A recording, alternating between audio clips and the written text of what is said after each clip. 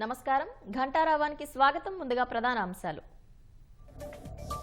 కస్టడీలో హత్యాయత్నంపై జగన్ సహా నలుగురిపై కేసు. రఘురామకృష్ణరాజు ఫిర్యాదుతో కదిలిన యంత్రాంగం.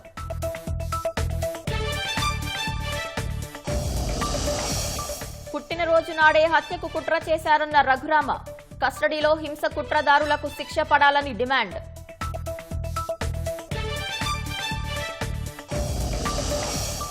రోడ్ల గుంతలు పూడ్చేందుకు 300 కోట్లు అవసరం. అత్యవసర పనులకు టెండర్లు పిలవాలని సీఎం చంద్రబాబు ఆదేశం.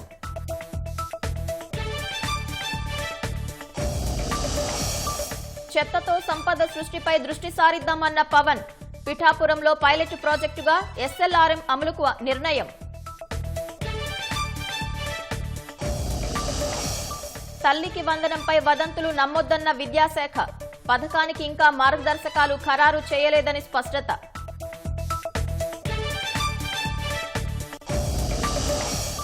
జూన్ 25ను రాజ్యాంగ హత్యా దినంగా ప్రకటించిన కేంద్రం. ఎమర్జెన్సీ బాధితులను స్మరించుకునేందుకేనన్న అమిత్ షా.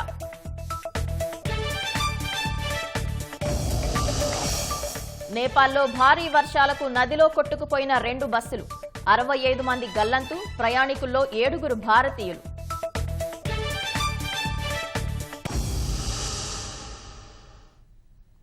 తెలుగుదేశం ఎమ్మెల్యే రఘురామకృష్ణరాజును సిఐడి కస్టడీలో హింసించిన ఘటనలో మాజీ ముఖ్యమంత్రి జగన్ పై గుంటూరు పోలీసులు కేసు నమోదు చేశారు. గత ప్రభుత్వం హయాంలో రాజద్రోహం కేసులో సిఐడి పోలీసులు అరెస్టు చేసిన సమయంలో తనపై హత్యాయత్నం జరిగిందని నగరంపాలెం పోలీసులకు రఘురామ ఫిర్యాదు చేశారు. ఈ మేరకు సిఐడి డీసీగా పనిచేసిన సునీల్ కుమార్ ను A1 గా, సీతారామాంజనేయులు A2 గా, అప్పటి సీఎం జగన్ ను A3 గా కేసులో చేర్చారు. ముఖ్యమంత్రి పదవిలో ఉండి జగన్ చేసిన అరాచకాలకు సంబంధించి ఆయనపై నమోదైన తొలి కేసు ఇదే. ఉండి ఎమ్మెల్యే రఘురామకృష్ణరాజు ఇచ్చిన హత్యాయత్నం ఫిర్యాదు మేరకు జగన్పై గుంటూరులోని నగరంపాలెం పోలీస్ స్టేషన్లో కేసు నమోదైంది. తాను ఎంపీగా ఉన్న సమయంలో రాజద్రోహం కేసులో సిఐడి అరెస్టు చేసిందని, ఆ సమయంలో తనపై హత్యాయత్నం జరిగిందని రఘురామకృష్ణరాజు పోలీసులకు ఫిర్యాదు చేశారు. అప్పటి సిఐడి డీజీ సునీల్ కుమార్తో పాటు నిఘా అధిపతి రామాంజనేయులు అప్పటి ముఖ్యమంత్రి జగన్ పైన ఫిర్యాదు చేశారు.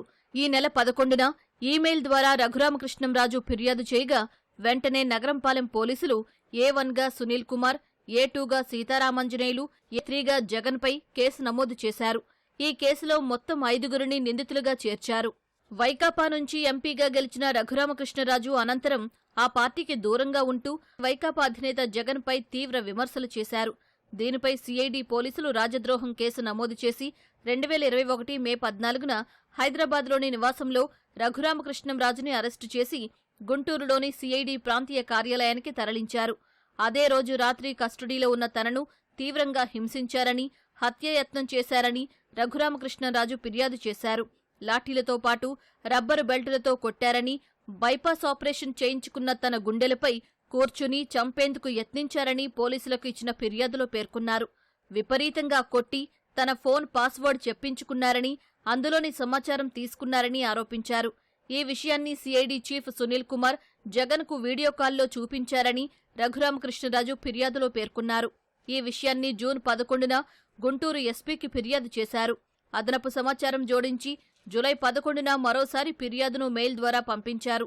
తనపై దాడి జరిగిన సమయంలో సునీల్ కుమార్, సీతారామాంజనేయులు అక్కడే ఉండగా అప్పటి సీఎం జగన్ వారిని ప్రోత్సహించారని ఫిర్యాదులో పేర్కొన్నారు.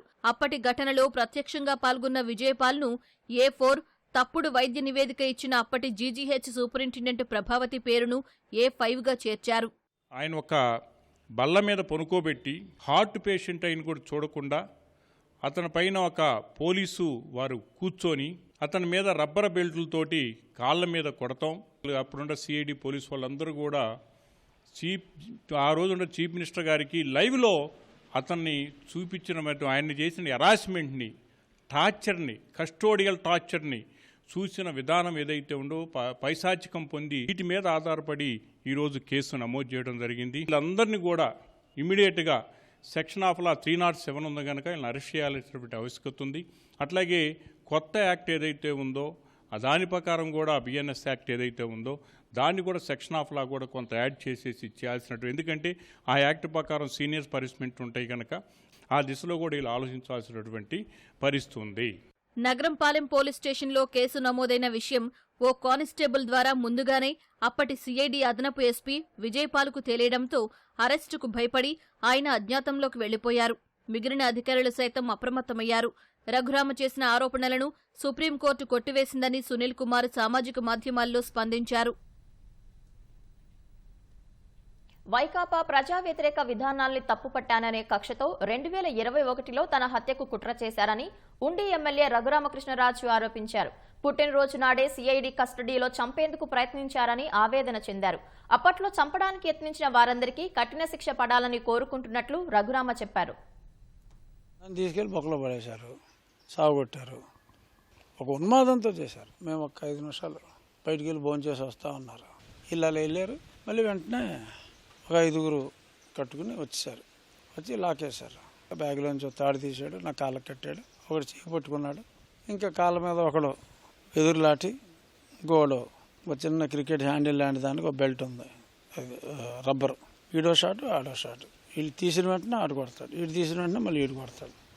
అలాగే ఒక 25 నుంచి 30 సార్లు కొట్టి తాడిప్పి నడిపించి ఆ గదిలో మళ్ళీ ఇంతకుముందు ఇలా కొట్టారు. రెండో షాట్ మళ్ళీ ఇలా బోర్లో పడుకోబెట్టారు, మళ్ళీ నడిపించారు, మళ్ళీ ఎలకెళ్ళ పడుకోబెట్టారు. అప్పుడు సడన్గా ఒకటి నా చెస్ట్ మీద టక్కమని బలంగా కూర్చుంటే నా మంచం తలేపు ఉన్న 2 కోళ్ళు ఇరిగిపోయినాయి.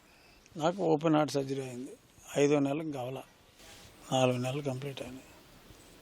మరి అలాగా కూర్చొని అమ్మా అని కేకలు. నేను వీళ్ళు వెళ్ళినంటే మళ్ళీ వాళ్ళు వచ్చేసారు. సినిమాలు అంతా అయ్యాక విజిలేసుకుంటూ వస్తారు కదా పోలీసు వాళ్ళు, అలా వచ్చారు. చంపేస్తారని అనుకున్నా. 2 రోజులు చనిపోయిన రోజు ఒకటే అని నేను డిసైడ్ అయిపోయా. సూత్రధారి జగన్మోహన్ రెడ్డి అయిండొచ్చు, ప్రముఖ పాత్రధారి ఆ 2 పెద్ద ఐపీఎస్లు. ఈ లోకల్ యాక్షన్ అంతా విజయపాల్ అన్న అతని డైరెక్షన్లో జరిగింది. నాకు జరగవలసిన న్యాయం అప్పుడు ఈ తప్పు చేసిన వాళ్ళని శిక్షించమంటున్నా. చట్టాన్ని ఉల్లంఘించిన వాళ్ళని శిక్షించమని అడుగుతున్నాం. శిక్షిస్తారని అనుకుంటున్నాను. రాష్ట్రంలో 4151 కిలోమీటర్ల మేర రోడ్లపై గుంతల సమస్య ఉందని సీఎం చంద్రబాబు తెలిపారు. తక్షణమే మరమ్మతులు చేయాల్సిన రోడ్లు మరో 2936 కిలోమీటర్ల మేర ఉన్నాయని వివరించారు. రహదారులు, భవనాల శాఖపై చంద్రబాబు సమీక్ష నిర్వహించారు. రోడ్ల పరిస్థితిపై ఆరా తీశారు. జగన్ ప్రభుత్వంలో కనీసం గుంతలు కూడా పూడ్చలేదని అధికారులు చెప్పారు. కాంట్రాక్టర్లకు బిల్లులు కూడా చెల్లించలేదన్నారు. గత ప్రభుత్వ తీరుతో ఇప్పుడెవరూ రోడ్ల నిర్మాణానికి ముందుకు రావటం లేదని వివరించారు. రోడ్ల గుంతలు పూడ్చేందుకు తక్షణం 300 కోట్లు అవసరమని ఆర్ఎండ్బీ అధికారులు సీఎం దృష్టికి తీసుకొచ్చారు. అత్యవసర పనులకు వెంటనే టెండర్లు పిలిచి పనులు ప్రారంభించాలని సీఎం అధికారులను ఆదేశించారు. గత ప్రభుత్వం రోడ్ల స్థితిగతులను పట్టించుకోలేదని, వాహనదారులు, ప్రజలు 5 ఏళ్ల పాటు నరకం చూశారని చంద్రబాబు ధ్వజమెత్తారు. ఈ పరిస్థితిని మార్చేలా పనులు మొదలు కావాలని సూచించారు. దెబ్బతిన్న రోడ్లను బాగు చేసే ప్రక్రియ మొదలు పెట్టాలన్నారు. మొత్తంగా రాష్ట్రంలో 7087 కిలోమీటర్ల పరిధిలో తక్షణం పనులు చేపట్టాలని ముఖ్యమంత్రి చంద్రబాబు అధికారులను ఆదేశించారు. జగన్ జమానాలో నిధుల్లేక మూతపడిన చెత్త నుంచి సంపద సృష్టించే కేంద్రాలకు తిరిగి పూర్వ వైభవం తీసుకురావడంపై ప్రభుత్వం దృష్టి పెట్టింది. దీనికోసం ఎస్ఎల్ఆర్ఎం విధానాన్ని రాష్ట్రంలో అమలు చేయాలని నిర్ణయించింది. ఈ ప్రాజెక్టుపై ఇటీవల అధ్యయనం చేసిన ఉప ముఖ్యమంత్రి పవన్ కళ్యాణ్ పైలట్ ప్రాజెక్టుగా తొలుత పిఠాపురంలో అమలు చేయాలని నిర్ణయించారు. ఫలితాల ఆధారంగా రాష్ట్రంలోని అన్ని పంచాయతీలకు విస్తరించి తద్వారా ఆదాయాన్ని పెంచుకునేలా చర్యలు తీసుకోనున్నట్లు ప్రకటించారు.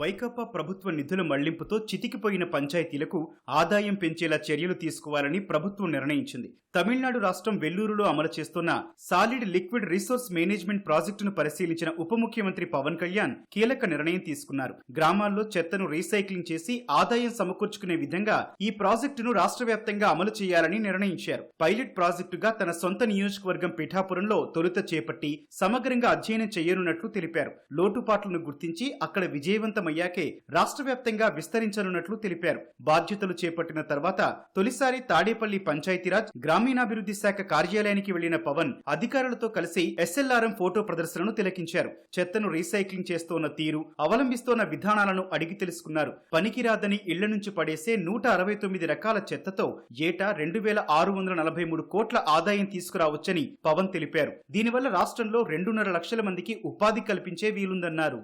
చెత్త అనేది మనకు సంబంధం లేదు. మన వస్తువులు వాడతాం, పడేస్తాం తప్ప క్లీనింగ్ అనేది మటుకు అది మనకు సంబంధం లేదు. అది ఇంకొకళ్ళు వచ్చి చేస్తారనేది ఒక కల్చరల్ ఇష్యూ. అది ఎంతవరకు సఫలీకృతం అవుతాం ఇవన్నీ అనేది మేము ముందుగా దీన్ని పిఠాపురంలో ప్రారంభిద్దాం. దీన్ని ఇలాంటి సెల్ఫ్ హెల్ప్ గ్రూప్స్ ద్వారా 6 మంది ఉండి, ఇప్పుడు మీరు ఇందాక నేను చెప్పిన విధానంగా వాళ్ళ ద్వారా కలెక్ట్ చేయడం, ఎవ్రీ డేకి రోజుకి 2 సార్లు ఈ చెత్తని కలెక్ట్ చేయడం, ఆ సెగ్రిగేట్ మనం ఎక్కడైతే సెపరేట్ చేస్తారో ఆ యూనిట్స్కి పట్టుకెళ్దాం. ప్రజలు కూడా బాధ్యత తీసుకుంటే అవుతుంది. కేవలం ఒక మేము పడేయటమే మా బాధ్యత అంటే సెగ్రిగేషన్లోనే చాలా చాలా బాధ్యత తీసుకోవాలి. గత జగన్ ప్రభుత్వం నిధులన్నింటినీ దారి మళ్లించడంతో పంచాయతీలు నిర్వీర్యమయ్యాయని పవన్ విమర్శించారు. కనీసం బ్లీచింగ్ పౌడర్ చల్లేందుకు కూడా నిధులు లేని పరిస్థితి ఉందని ఆవేదన వ్యక్తం చేశారు. పంచాయతీలను స్వయం సమృద్ధి కేంద్రాలుగా చేయడమే లక్ష్యంగా పనిచేస్తామన్నారు. ఒక్క రోజులో పంచాయతీల దుస్థితిని మార్చలేమన్న పవన్ పంచాయతీ నిధుల మళ్లింపునకు సంబంధించి ఎవరిని బాధ్యులుగా చేయాలనేది $1 మిలియన్ ప్రశ్నగా కనిపిస్తోందన్నారు. వాళ్ళు ఏంటి మేము చేయగలం అంటే మాకు కనీసం 200 crores పర్ మంత్ కనుక మీరు ఈ ప్రాజెక్ట్ మీద పెడితే, రోడ్ల మీద పెడితే, దీన్ని ఒక 3 months తర్వాత మేము మేక్ షూర్ దట్ రీఎంబర్స్మెంట్ నుంచి మేము తిరిగి లోన్ ఇచ్చే పద్ధతికి వస్తాం. సో ఇలాంటి ఛాలెంజెస్ ప్రతి చోట ఉన్నాయి. మీరు ఏ పథకం తీసుకున్నా ఈ పథకంలో ఒక ఛాలెంజెస్ ఉన్నాయి. సో ఇలాంటి ఛాలెంజెస్ నడుములో we want to do something like this.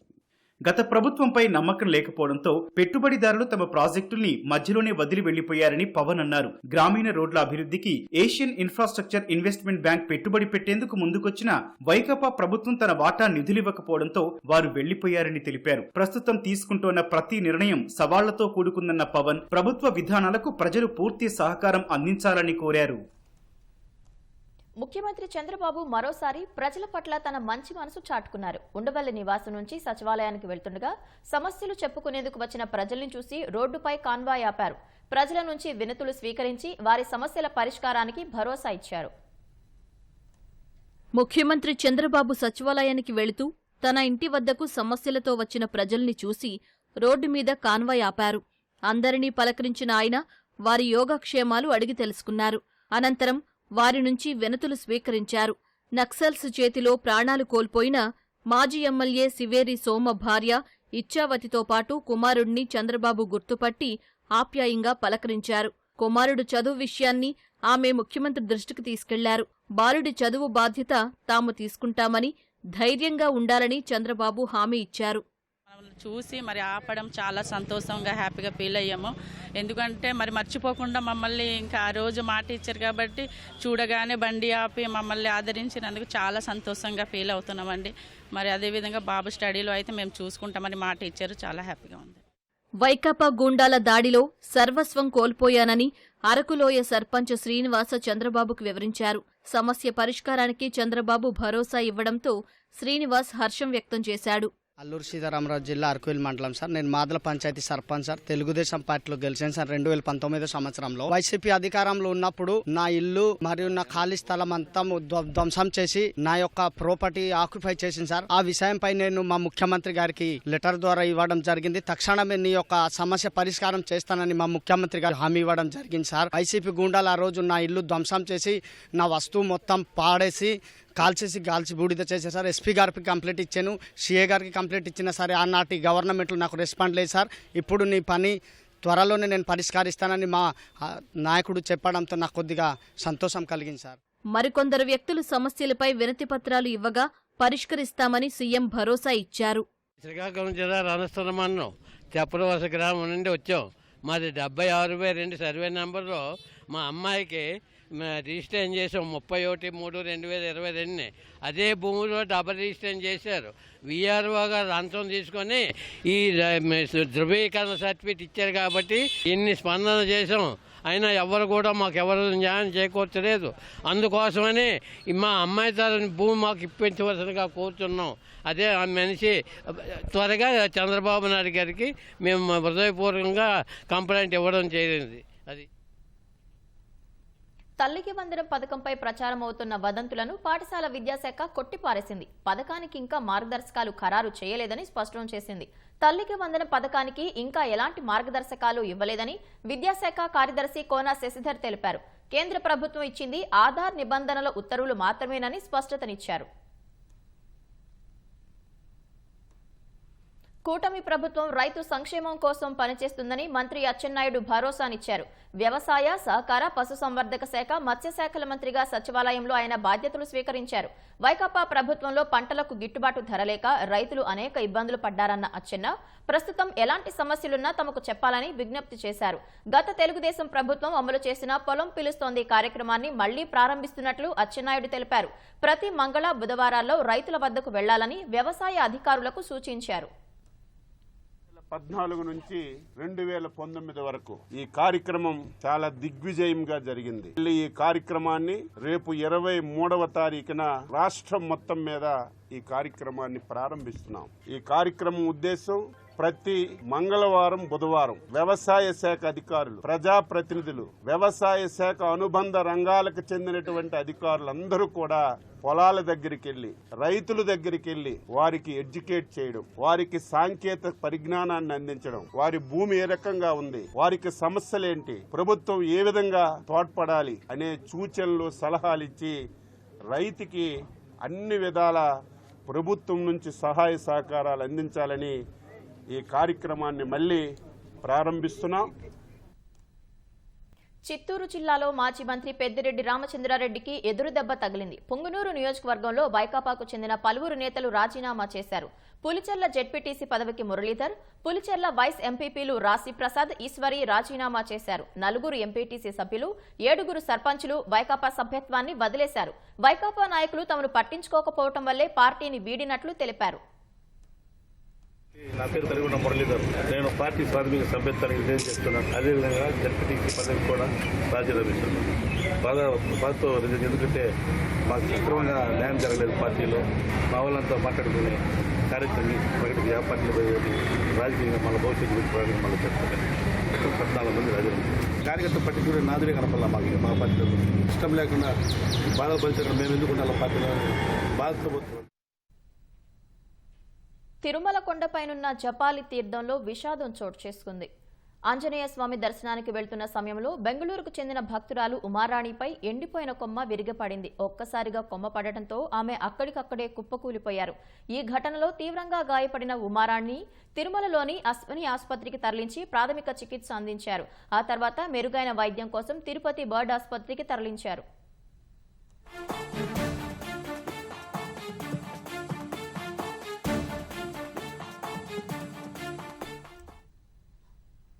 Nandyal జిల్లాలో కనిపించకుండా పోయిన బాలిక కోసం చేపట్టిన గాలింపు చర్యలను ప్రస్తుతానికి ఆపేశారు. బాలిక ఆదివారం నుంచి కనిపించకుండా పోయింది. తల్లిదండ్రులు పోలీసులకు ఫిర్యాదు చేయగా ఆమె కోసం గాలింపు చర్యలు ప్రారంభించారు. 3 రోజుల పాటు ముచ్చుమర్రి పంప్ హౌస్, అప్రోచ్ కాలువ తదితర ప్రాంతాల్లో ముమ్మరంగా గాలించినా బాలిక ఆచూకీ లభ్యం కాలేదు. విచారణలో భాగంగా ఇప్పటికే 3 అనుమానిత మైనర్లను అదుపులోకి తీసుకున్నారు. వారి తల్లిదండ్రులను అదుపులోకి తీసుకుని విచారిస్తున్నారు. వారి సమాచారం ఆధారంగా గాలింపు చేపట్టే అవకాశం ఉంది. 3 మైనర్లే అత్యాచారం చేసి హత్య చేసినట్లు పోలీసులు అనుమానిస్తున్నారు. విజయవాడలోని నీటిపారుదల అభివృద్ధి కార్యాలయంలో గురువారం రాత్రి జరిగిన అగ్ని ప్రమాదంలో కార్యాలయంలోని కీలకమైన దస్త్రాలు కాలిపోయాయి. కంప్యూటర్లు, రికార్డులు దగ్ధమయ్యాయి. ఎలుకలు, విద్యుత్ తీగలు కొరకటం వల్లే అగ్ని ప్రమాదం సంభవించినట్లు కార్యాలయ సిబ్బంది చెబుతున్నారు. ప్రమాదంపై అధికారులు ప్రభుత్వానికి ఫిర్యాదు చేశారు. ప్రభుత్వం మారిన నేపథ్యంలో ఎవరైనా ఉద్దేశపూర్వకంగా ఫైళ్లు తగలబెట్టారా, నిజంగా ప్రమాదమే జరిగిందా అనే కోణంలో పోలీసులు ఆరా తీస్తున్నారు.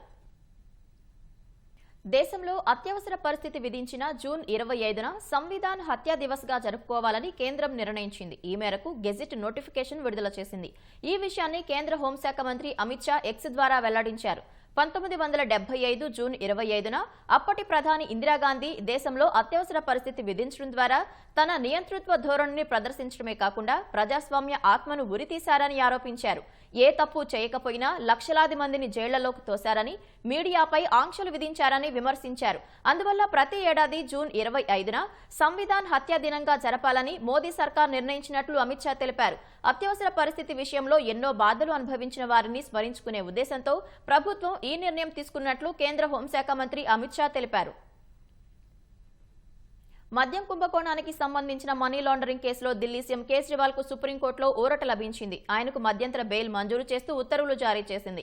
మనీ లాండరింగ్ కేసులో మార్చి 21న ఢిల్లీ సీఎం కేజ్రీవాల్ ను ఈడీ అరెస్ట్ చేసింది. ఈ అరెస్టును సవాల్ చేస్తూ కేజ్రీవాల్ దాఖలు చేసిన పిటిషన్పై విచారణ జరిపిన సుప్రీంకోర్టు న్యాయమూర్తి జస్టిస్ సంజీవ్ ఖన్నా, జస్టిస్ దీపాంకర్ దత్తాతో కూడిన ధర్మాసనం ఈ మేరకు ఉత్తర్వులు జారీ చేసింది. కేజ్రీవాల్ పిటిషన్ను విస్తృత ధర్మాసనానికి బదిలీ చేసింది. ఈడీ కేసులో కేజ్రీవాల్ అరెస్టుకు సంబంధించిన చట్టబద్ధతను విస్తృత ధర్మాసనం తేలుస్తుందని న్యాయమూర్తులు పేర్కొన్నారు.